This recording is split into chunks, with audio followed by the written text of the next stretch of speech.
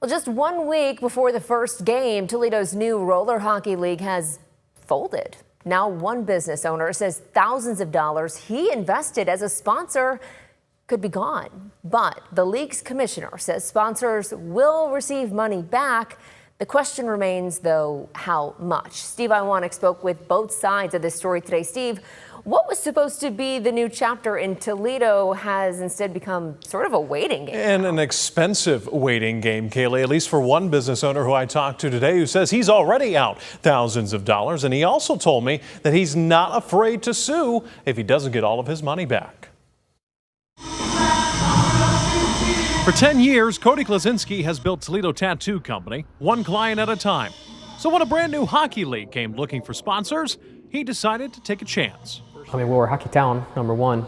That chance was a $7,500 sponsorship with Toledo's new Extreme Roller Hockey League, or the XRHL. Klaczynski says he's already paid about $6 grand of that.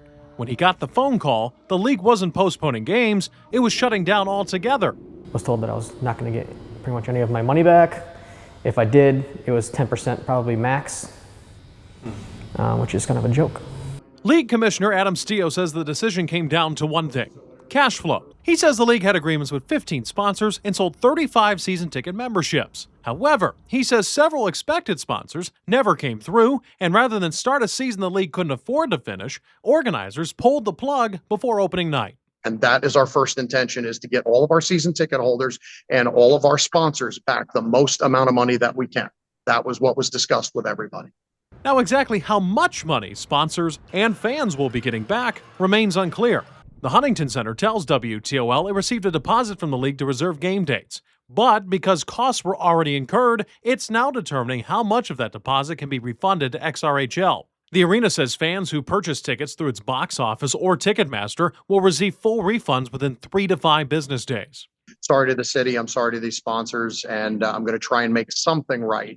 I'm not hiding, I'm not jumping away. Meanwhile, Klaczynski is urging Steo and the league to pay him in full, or else he'll consider legal action. I have my lawyer drawing up, official letters and stuff like that to go ahead and hand on over. If obviously I don't receive my funds in a certain amount of time, this is going to, X is going to happen.